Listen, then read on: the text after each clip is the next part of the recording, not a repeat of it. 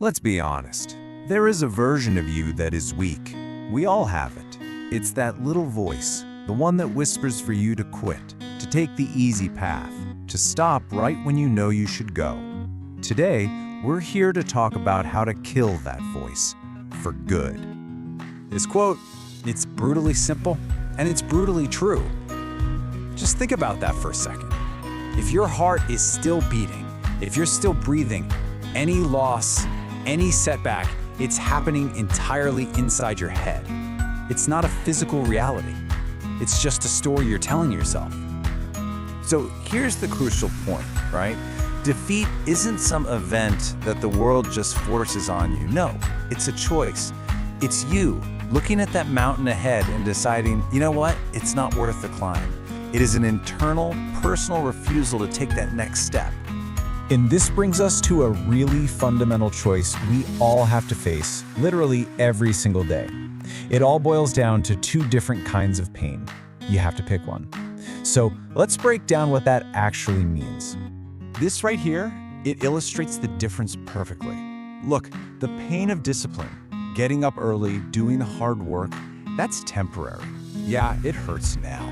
But the pain of regret, man, that is a completely different beast. That's the poison of knowing you gave up.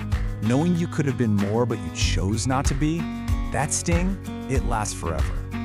You see, life doesn't give you clear instructions. It just gives you raw data, right? And your brain, that incredible pattern matching machine, it immediately tries to interpret that data. This is where the art of reframing comes in. The exact same circumstance, a project getting delayed, a failed attempt, your mind can twist that into a story of failure, or it can see it as a lesson in persistence. One interpretation tells you to stop. The other one screams at you to go. So, let's make this personal for a second. Maybe you've been working on your business or your health goals or some project for a while now. Let's say it's been 2 years. How do you interpret that? Does 2 years mean, wow, look how far I've come, I've built this foundation, I'm probably one step away from a huge breakthrough? Or does it mean, it's been 2 years and I'm still not there, maybe I should just quit? Your interpretation is literally everything. And this leads us right into our next core idea. This isn't just about interpreting the facts of your life. It's about you actively writing the story. You're the one holding the pen. Now, this isn't some fluffy cliche. It's a real psychological mechanism. That internal monologue you have running on a loop all day, it doesn't just describe your reality, it actively creates it. You are casting yourself in a role every single day. And really, there are two main roles on offer. You can be the victim, where it feels like the whole world is against you and resentment is your only fuel. Or you can be the hero, the one who faces adversity head-on and is actually empowered by the challenge. Every single day, you choose. So which role are you playing? Now, being the hero of your own story, well, that requires a strategy. But here's the key. It has to be your strategy. I want to tell you a quick story about a game of axe throwing. I know it sounds kind of random, but trust me, it's the perfect metaphor for this. So in this game, you can aim for the bullseye. That's consistent, steady points, that's your game. Or you can get distracted and chase these little blue dots, tiny, high-risk targets that are worth more. They represent distractions, right? They're what other people are doing, the flashy successes you see online. I got distracted by my friend hitting one of those blue dots. I completely abandoned my winning strategy of just hitting the bullseye, and I lost badly. If I had just stuck to my game, my pace, I would have won. So I'll ask you, straight up, in your life, in your career, are you chasing blue dots? Are you letting someone else's highlight reel dictate your strategy? Are you letting it pull you away from the consistent, focused effort that you know works for you? Because you see, your strategy, your actions, they all stem from this one single source, your identity. This is all about your self-concept. Psychologically, it's a known fact that we feel this intense discomfort when our actions don't align with who we believe we are. So, what happens? People always follow through on who they believe themselves to be. If you see yourself as disciplined, you'll act with discipline. But if you see yourself as a quitter, you will absolutely find a reason to quit. This is the mindset. And look, this isn't about arrogance. Not at all. It's about owning your potential. It's about walking with the quiet confidence of someone who knows they are worthy of their goals, who knows they belong in that room, and who is there to get the job done. Period. Okay, so we've established that defeat is a choice, and that the story we tell ourselves is our own. But now for the big question. How do we actually apply this? How do we take all the inevitable challenges of life and turn them into fuel for our journey? I love this idea. It is just so profoundly simple. Think about it for a moment. The success of the rain dance is 100% guaranteed if you simply refuse to stop dancing. See? The outcome isn't a matter of luck, it's a matter of sheer endurance. Success is guaranteed if you have the persistence to see the whole process through, no matter how long it takes. And this reframes everything. Failure is no longer a result, it's just the act of stopping the dance too soon. The focus shifts away from the outcome, which, let's face it, is often out of our control, and it puts it squarely on our commitment, the one thing we can always control. So the real question is, how long are you willing to keep going? Let me give you a really practical example of how we often miss the simple solution right in front of us. For years, I battled these debilitating headaches, and the problem, it felt massive, complex, and just overwhelming. And so my response was just as complex. I mean, I chased every dramatic solution you can imagine. Multiple doctors, daily painkillers, CAT scans, different prescriptions, you name it, I tried it. I was making the solution just as big and complicated as the problem felt. But I was missing the point entirely. The answer, what you might call the little hinge that swings the big door, was ridiculously simple. It was electrolyte tablets. That's it. A tiny little change that fixed the root cause. We so often believe our solutions have to be as painful as our problems, but so many times the real answer is hidden in plain sight. And this brings us to this incredibly powerful Stoic idea, amor fati. It literally means a love of one's fate. And it's not just about gritting your teeth and enduring hardship. It's about truly embracing it. It's the belief that every single moment, the good, the bad, the painful, is a necessary piece of the puzzle. It's choosing to see every challenge not as a reason to stop, but as fuel. This question from Stephen Colbert, it really challenges us to completely reframe suffering, doesn't it? The pain you feel from a workout, it builds muscle. The pain of heartbreak, it can teach you resilience. The pain of failure provides wisdom. This mindset suggests that every single punishment, if you just look closely enough, actually contains a gift. So let's bring this all together. Look, you can't control every single variable that life is going to throw at you. You just can't. But you absolutely control what it means. You control the narrative. You are the one holding the pen for the greatest story ever told. Yours.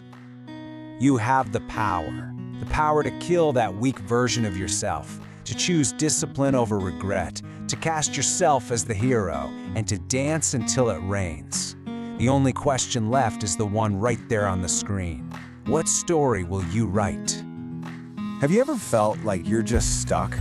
You know, like your past is this giant shadow that dictates every move you're about to make? Like your mistakes are some kind of prophecy for what's to come?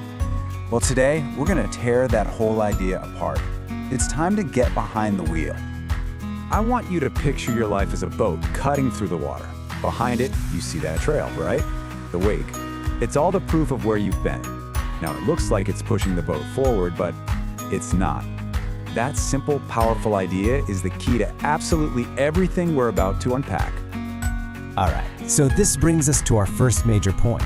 We get this all wrong. We look at the wake, our past, and we think that's the thing in control. We stare backwards and convince ourselves that it's steering the ship. So what is the wake, really? Look, it's not a compass pointing you to your destiny, it's just proof. Proof you've been somewhere. It's a record, a reflection. It's like a footprint in the sand that's already dissolving in the water. Your mind, it's gonna tell you that your history is your prophecy. It's not. It's just history. Think about it this way. The past is totally passive. It's just an echo, a record. But the present? The present, that's the motor. That's the engine. It's your decisions, right here, right now. You are the one holding the wheel. What really matters is having the courage to grip it tight and just declare, no, this is my path now. Let's just reframe this whole thing. That wake you're looking at isn't some chain holding you back. It is proof that you've moved, that you've lived, that you were bold enough to even get in the arena and try. You'd be shocked how many people never even set sail. Your wake proves that you dared. Okay, so if the present moment is the motor, what fuels it? What gives it power? And that brings us right to our second section, the engine of conviction. The fuel for that engine? It's belief, and it's unwavering conviction. You know, belief isn't some guarantee of success, but a lack of belief, that guarantees you'll never even start. Take this story of a runner, just a totally average guy. For years, doubt just completely held him back from his dream of running a marathon. Then one day, he just made a simple shift. He told himself, I don't have to finish today, but I do have to start. That single belief was the only permission slip he needed. He didn't cross that finish line because he was some superhuman athlete. He crossed it because he simply decided to believe he could. Now, belief gets you started, for sure, but conviction is what keeps you going when it all gets hard. And it asks a much deeper question. What are you so committed to, so dedicated to, that you are absolutely unwilling to give it up? This takes us to one of the greatest stories of conviction ever told. It's 480 BC. A massive Persian army is bearing down on a tiny band of 300 Spartans. The Persian king, Xerxes, he sends a message. He demands they lay down their weapons and just surrender. The Spartans, they're facing impossible odds. They had to decide right then and there what they were truly unwilling to give up. Their response was just two words, Milan Labe, come and take them. What they were saying was, you can have our weapons when you pry them from our cold, dead hands. They stood firm on their principles, no matter what the cost. And that is what it means to have conviction. It's your personal come and take it. It's that inner strength to be absolutely unrelenting about what you care about, especially when the world is pushing back with everything it's got. It's about finding your ground and then refusing to move. So we've talked about the boat and the engine. Now, let's talk about the captain, the person staring back at you in the mirror every single morning. This section is all about radical self-accountability. This is a hard truth to swallow. That internal turmoil, that pain, that frustration we all feel, so often it's a sign that we're allowing the wrong things into our lives. The wrong thoughts, the wrong actions, the wrong people, or even the wrong stories we tell ourselves. It's time to take a hard look and ask, what am I allowing on my boat? So here are 7 powerful reminders from that person in the mirror. First, be ruthless with your time. It's the only currency you can't get back.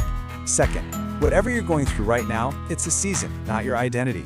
Third, look back every now and then just to see how far you've come, not just how far you have to go. And remember, you're always just one decision away from a change. You're always within arm's reach of that light switch. Simplify your life. Remove the clutter. Stay true to your own path, because what's right for them can be dead wrong for you. And finally, walk into every room with the quiet confidence that you were sent there for a reason. So what does all this really boil down to? It's about getting back to what's essential. Just think back to when you were a kid. What brought you simple, uncomplicated joy? Was it running? Drawing? Just exploring? So often, we build someone else's world right on top of our own. Finding your hill is about digging down and reconnecting with your true self. And that brings us to our final section, because sometimes all of this, it just feels impossible. Sometimes just putting one foot in front of the other requires more courage than we think we have. This is the story of a man named Eli. He was at his lowest point, homeless, hopeless, and he decided he just couldn't go on. But then a call from his sister convinced him to wait. Just one more sunrise. The next day, he was walking down the street and heard a total stranger say, "I love my life." Kind of mockingly, Eli repeated it under his breath, and for the first time in a very long time, he felt something good. That one tiny moment was enough to choose another day, and then another, and another. This is the biggest takeaway from Eli's story. It's not just a nice phrase, it's a tool you can actually use. Say it when you feel like hope is gone, when the path is totally dark, when you've completely forgotten why you should even bother. These words can become the hand that pulls you forward. So let's be absolutely clear about this. Progress isn't about some miracle falling from the sky. It's not about pulling a rabbit out of a hat. Victory is found in the simple, quiet, profound courage to just place one foot in front of the other, to endure one more day, to see one more sunrise. And so this is where we end. The past is the wake, yeah? But ahead of you, that's the horizon. And it is endless, unbroken possibility. That is the real truth about your life. The finish line is out there, and it's waiting for you. The only thing standing in your way is your belief that you deserve to start. So the question is, will you? We're always told to want change. We're sold on this idea of evolution, of becoming better. But there's a hidden clause in that contract, a cost they rarely mention in the sales pitch. And that cost? Well, that's the price of admission to a new life. And it is always, always paid in the currency of struggle. So let me ask you, straight up, what if the very pain you're trying to escape, the despair you're praying would just disappear, the hardship that kind of defines your days right now, what if it isn't the obstacle at all? What if it's the path itself, a messenger showing up with the gift you could never, ever receive in comfort and ease? Okay, let's really dive into this. Our first stop is a concept I call the unanswered prayer. And this is all about completely taking apart and rebuilding how we think about what we should be asking for when we find ourselves lost in the dark. The writer C.S. Lewis asked this question, and it forces you to think about a pretty stunning possibility, that maybe our greatest blessings arrive disguised as unanswered prayers. That the moments of real, profound growth, they don't come when the difficulty is just taken away, but when we're forced to find the strength to move through it. This right here shows a critical shift in how we see things. Our first impulse, our gut reaction, is to pray for the shortcuts, for shelter, for the storm to just go away. But there's a much more powerful way to go about it, and that's asking for the wisdom to find the lessons that are hidden in all that chaos, and for the strength to stand firm right in the middle of the storm. It's the difference between avoiding life and actually engaging with it. So here's the bottom line. Wishing away your hardship is like wanting to skip a movie and just see the end credits. The power, the growth, the very substance of who you're becoming, it's all forged in the fire of the journey itself. To pray for the journey to disappear is to literally pray away the miracle. Now, let's move on to our second big idea, and you'll see how this builds. The indifferent mountain. Just think of this as a metaphor for any challenge you face. It represents a world that isn't out to get you, but it's impartial. It's a world that doesn't care about your story, your excuses, or your fears. It only asks for one single thing from you. And that one thing is your next step. That's it. The mountain, just like life, it simply is. It stands there, silent and huge. It's not impressed by what you've done before, and it's not swayed by your doubts about the future. It has one simple, relentless demand. And your next breath. Look, there are no escalators to the summit. It's just you, your feet, your will, and those few inches of ground directly in front of you.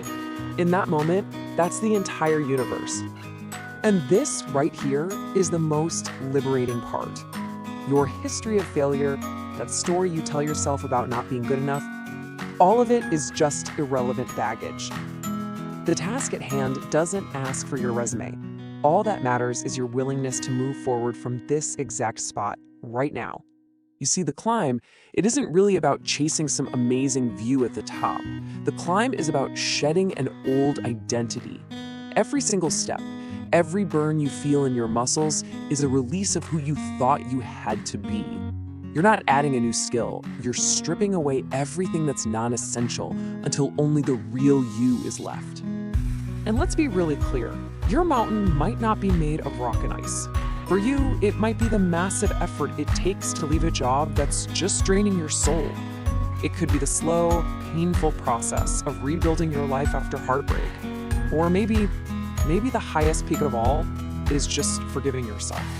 These are the quiet, unseen steps that truly define a life. And this brings us right to our third theme, the overgrown garden. So, if the mountain was about taking action in a world that doesn't really care, the garden is all about the vital internal work of clearing space, of subtraction, of learning to let go. We're taught our whole lives that growth is about accumulation, getting more achievements, more status, more things. But what if real, profound growth is the exact opposite? What if it's the sacred, often painful, and absolutely necessary process of removing what no longer serves the person you are becoming? Think about it like this. Imagine a closet that's so packed with old clothes you can't even see what's inside. You say, "I have nothing to wear," but the truth is, you have too much of what no longer fits who you are today. Well, your mind, your life, it can be the exact same way, just choked with old habits, outdated beliefs, and stories that are blocking out the light. So what's the work? What do you actually do? First, you've got to have the courage to identify the clutter, those old beliefs, the tired stories you tell yourself. Second, you ask the most important question of all. Does this serve who I am becoming? Not who I was, but who I am fighting to become. And finally, you create space. And this isn't an act of loss. This is an act of profound self-respect. Look, letting go doesn't mean your past didn't matter. Your past was your training ground. It gave you every single lesson you've ever learned. But you have to understand that the identity and the strategies that got you to this point, they're not the same ones that are going to get you to the next one. You're making peace with who you were so you can fully become who you are meant to be. And finally, let's get to our last idea. This is the one that lights a fire under all the others with a powerful sense of urgency. It's called the empty net. Because here's the brutal, beautiful truth of it all. Your time is finite. This is not a dress rehearsal. And hey, that's not supposed to sound dark or grim. It's meant to be an invitation, a call to action. It's an alarm clock for your soul. In sports, when a team is losing by one goal and there are only seconds left, they do something that looks absolutely insane. They pulled their goalie. They leave their goal wide open, completely exposed. Now, why would they do that? Because the risk of losing by 2 doesn't matter when you're about to lose by 1 anyway. The only thing that matters is creating one last, desperate chance to win. Your life is no different. And this is really the fundamental truth of it all. The pain of trying and failing, that's temporary. It's a sting, a lesson learned. But the sound of silence, the sound of the thing you didn't do, the chance you didn't take, the life you didn't live, that sound is a deafening echo that will follow you for the rest of your days. You get just one shot at this. One opportunity to pour every single part of yourself into the life you know you're meant to live. And this isn't about some grand, heroic gesture. It's about taking the step that terrifies you, speaking the truth you've held back for so long. It's about choosing the difficult path simply because it's yours. So we end up right back where we began, at the base of your mountain, in your overgrown garden, with that clock ticking down. The world isn't asking for your permission. It doesn't need to hear your excuses.